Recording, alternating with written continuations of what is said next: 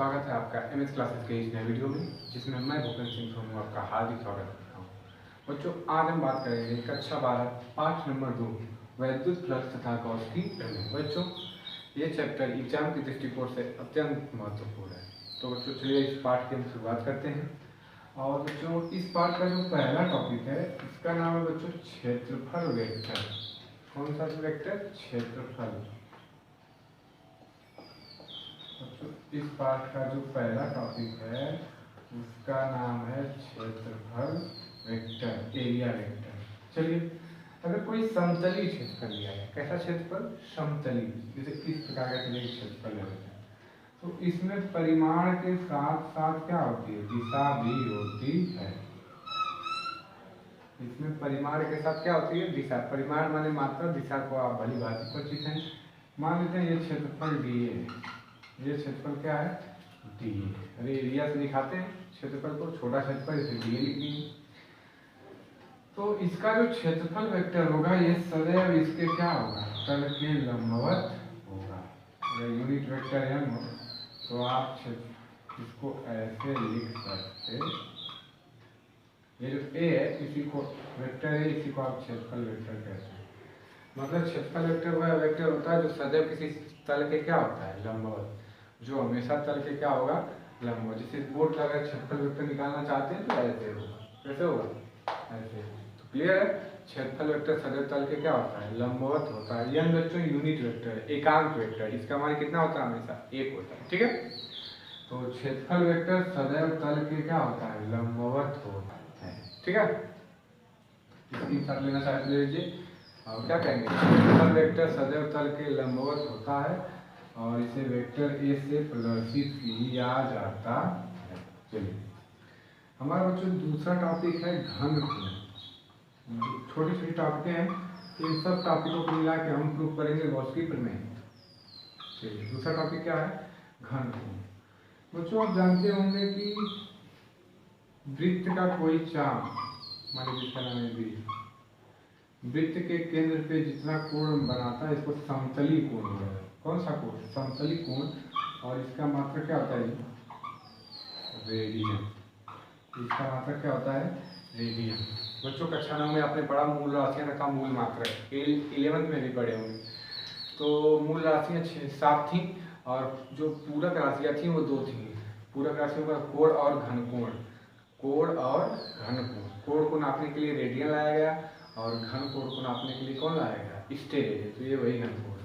चलिए, मतलब किसी भी वृत्त का चाप वृत्त के केंद्र पे जितना कोण अंतरित करता है उसी को आप समतली कोण कहते हैं और उसका मात्रक क्या होता है? रेडियन होता है। चलिए, अगर चाप और त्रिज्या, चाप और त्रिज्या मतलब ए बी बराबर आर, मान लेते हैं त्रिज्या को, ए बी बराबर आर हो जाए। अगर चाप और त्रिज्या बराबर होते हैं तो बना कोण 1 रेडियन का होगा। कितने रेडियन का? 1। फिर से बात समझिए, वृत्त के चाप द्वारा वृत्त के केंद्र पर आंतरिक कोण समतली कोण कहलाता है। इसका मात्रक रेडियन होता है। यदि वृत्त का चाप और ये त्रिज्या दोनों की लंबाई सेम हो जाए तो इस प्रकार बने कोण को आप यहाँ पे आपको 1 रेडियन की कोण की प्राप्ति होगी। क्लियर? चलिए, अब हम बात करते हैं घन कोण। इसकी बात करते हैं। घन, आप इसके साथ लेना चाहें तो क्षेत्रफल वेक्टर और घन रेडियन। चलिए, घन कोण देखिए क्या होता है।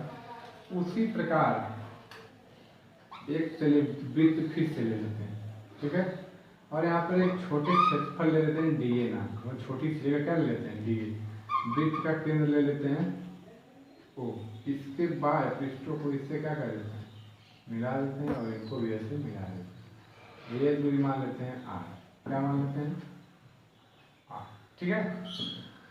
तो किसी गोलीय पृष्ठ का मतलब ये किसी वृत्त में किसी गोलीय पृष्ठ द्वारा, गोलीय पृष्ठ छोटा क्षेत्रफल है ना, किसी गोलीय पृष्ठ क्षेत्रफल द्वारा वृत्त पे जितना कोण अंतरित किया जाता है, किसी गोलीय पृष्ठ द्वारा वृत्त पर जितना कोण अंतरित किया जाता है, इसी को हम लोग कहते हैं घन। इसको आप घनकोण कहते हैं। क्या कहते हैं? घनकोण। फिर बात समझिए, किसी वृत्त में एक सूक्ष्म क्षेत्रफल, सूक्ष्म पृष्ठ क्षेत्रफल द्वारा वृत्त के केंद्र पे जितना कोण आंतरिक किया जाता है या बनाया जाता है उसी को आप लोग क्या कहते हैं, घन कोण कहते हैं। घन कोण का मात्रक बच्चों क्या होगा, स्टेरेडियन। घन कोण का मात्रक होगा स्टेरेडियन। ठीक है, कोण का मात्रक क्या था जी, रेडियन, घन कोण का स्टेरेडियन। इसको ओमेगा से प्रदर्शित किया जाता है, किससे, डी ओमेगा। छोटा कोण रहता है किससे प्रदर्शित करते हैं, डी ओमेगा। और ये जो घन कोण होता है त्रिज्या के वर्ग के व्युत्क्रमानुपाती होता है। इसकी एक प्रॉपर्टी है, किसी भी वृत्त द्वारा अंकित किया गया घन कोण त्रिज्या के वर्ग के क्या होता है, व्युत्क्रमानुपाती होता है। तो चलिए देखते हैं, घन कोण त्रिज्या के वर्ग के क्या होता है, व्युत्क्रमानुपाती, मतलब डी ओमेगा समानुपात आर स्क्वायर, यही ना। घन कोण को डी ओमेगा दिखा रहे हैं, बराबर D A upon R square. ठीक है, या आप कह सकते हैं omega equal to A upon R square. Clear, चलिए फिर से बात समझिए।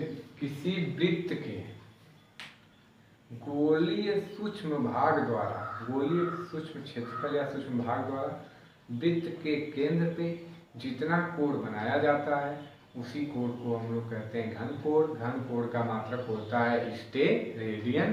क्लियर, और ये जो घन कोण होता है यह त्रिज्या के वर्ग के व्युत्क्रमानुपाती होता है। यहाँ से आपको इतनी बातें मिल जाएंगी। बच्चों हम आपसे एक बात जानना चाहते हैं कि वृत्त का क्षेत्रफल क्या होता है। अगर वृत्त की त्रिज्या r ले ली जाए तो वृत्त का क्षेत्रफल क्या होगा, थोड़ा बताएंगे। यदि वृत्त का त्रिज्या r ले ली जाए तो वृत्त का क्षेत्रफल क्या होगा, वृत्त का क्षेत्रफल होगा a बराबर 4 पाई r का स्क्वायर। तो चलिए इसमें मान रख दें, तो ओमेगा बराबर क्या मिलेगा आपको, 4 पाई r स्क्वायर अपान r का। इसमें मान रखें, देखिए a की जगह रखें 4 पाई r स्क्वायर, तो हमको लगता है r स्क्वायर कैंसिल हो जाएगा। ओमेगा इक्वल टू आपको क्या मिला, 4 पाई। ओमेगा इक्वल टू आपको क्या मिलेगा बच्चों, 4 पाई। ठीक है, मतलब ये ओमेगा इक्वल टू आ गया 4। इसके साथ आप ले लीजिए, इसके आगे की बात करते हैं। चलिए, अगर इसके क्षेत्रफल वेक्टर की बात करें तो तल के लंबवत, तल के क्या, यही ना, किसी का भी क्षेत्रफल वेक्टर उसके तल के क्या होता है, लंबवत। चलिए, यूनिट वेक्टर की दिशा इधर, एकांक सदिश की दिशा इधर को। मान लेते हैं दोनों के बीच के बना कोण थीटा है। दोनों के बीच बना कोण क्या है, थीटा है। तो आप कह सकते हैं D omega equal to D A cos theta, D omega equal to D A cos theta upon R square. D A को इसके कंपोनेंट में तोड़ें, डी ए को इसके कंपोनेंटों में क्या कर दिया गया है, तोड़ दिया गया है, और काफ वाला कंपोनेंट दिया गया है। ठीक है, इससे होता है ना, ये u एक से चल रहा है तो इसको आप इसके घटकों में तोड़ सकते हैं। नीचे वाले को u कास थीटा और ये u साइन, बराबर एक्स एक्सिस वाला कास, वाई एक्सिस वाला साइन, तो यही कंपोनेंट नहीं है। तो मतलब ए की जगह डी ए कास थीटा। इस बात को भी आप याद रखेंगे, D omega equal to D A cos theta upon R square. ये आपको कब मिला, जब आपने डी ए को उसके घटकों में वियोजित किया, लंबवत घटक और क्षैतिज घटक में वियोजित किया। तो क्षैतिज घटक को आप क्या बोलते हैं, डी ए का थीटा। तो डी ए की जगह ये मान ला के रखिए। चलिए बच्चों, घन कोण आपका क्लियर है। वीडियो को आगे बढ़ाते हुए अगला टॉपिक हम पढ़ते हैं वैद्युत फ्लक्स।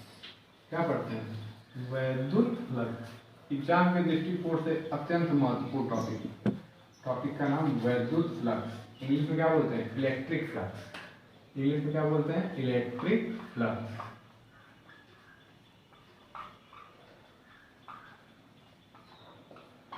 वैद्युत flux represented by phi E, इससे प्रदर्शित किया जाता है फाई ई से। चलिए देखिए वैद्युत फ्लक्स क्या होता है।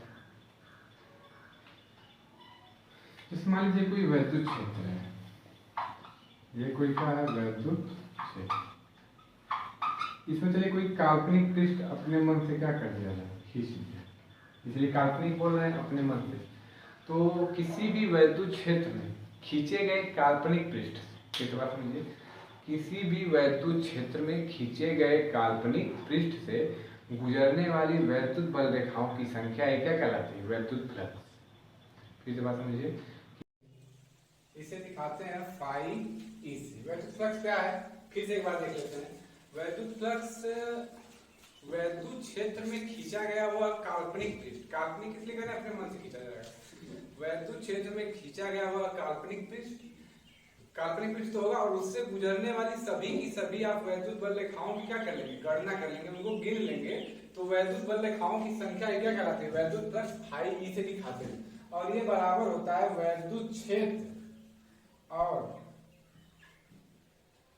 सूक्ष्म क्षेत्रफल के पृष्ठीय समाकलन के बराबर होता है। और बच्चों डाट ये कैसा गुणा है? डाट गुणा, डाट प्रोडक्ट है। तो आप जानते होंगे डाट प्रोडक्ट का क्या मतलब है? ए बी कॉस थीटा, आपने 11th पढ़ा बीमी विश्लेषण वाले पार्ट में। और एक इस प्रकार का भी होता है ए क्रॉस बी, तो इसको क्या लिखते हैं आप? A B sine theta n cap. तो हमको अभी फिलहाल इनसे लेना देना है, डाट प्रोडक्ट है। तो चलिए इसको हम क्या लिख सकते हैं? इसको हम लिख सकते हैं समाकलन A E D A cos theta लिख सकते हैं। और इसकी वैल्यू होती कितनी है जी? ए छोटा क्षेत्रफल है, समाकलन करेंगे तो बड़ा मतलब पूरा का पूरा ए मिल जाएगा हमको। तो फाई ई बराबर हमको क्या मिला? फाई ई बराबर बच्चों हमको मिला ई, फाई बराबर हमको क्या मिला? देखिए ई ए कॉस थीटा, ये हमको मिला फाई ई बराबर ई ए कॉस थीटा। ये वैद्युत फ्लक्स के लिए क्या है फार्मूला। इस पे थोड़ा एक दो केस लगाते हैं। केस मतलब स्थितियां, कुछ स्पेशल कंडीशन। तो केस नंबर 1 बच्चों कहती है कि यदि थीटा बराबर 0 डिग्री हो। थीटा 0 कब होगा? जब इस प्रकार की व्यवस्था हो, तब मतलब वैद्युत क्षेत्र और क्षेत्रफल वेक्टर दोनों एक दूसरे के क्या हो? समानांतर, पैरेलल हो, तब ये थीटा बराबर 0। तो थीटा बराबर 0 इस मेन फार्मूले में हम लोग पुट करते हैं, रखते हैं। तो देखिए आपको क्या मिलेगा? फाई ई बराबर ई ए कॉस 0 और कॉस 0 का मान फटाक से बताइए। कॉस 0 का मान ए, तो फाई ई बराबर आपको क्या मिला? ई ए। ये व्यवस्था कब है? ये व्यवस्था तब है जब ई और डी ए एक दूसरे के क्या है? पैरेलल। चलिए केस नंबर सेकंड वेरीफाई करें। केस नंबर सेकंड मतलब theta equal to 90 degree. Theta बराबर क्या डिग्री? 90 डिग्री। तो चलिए थीटा की जगह 90 रखते हैं हम लोग।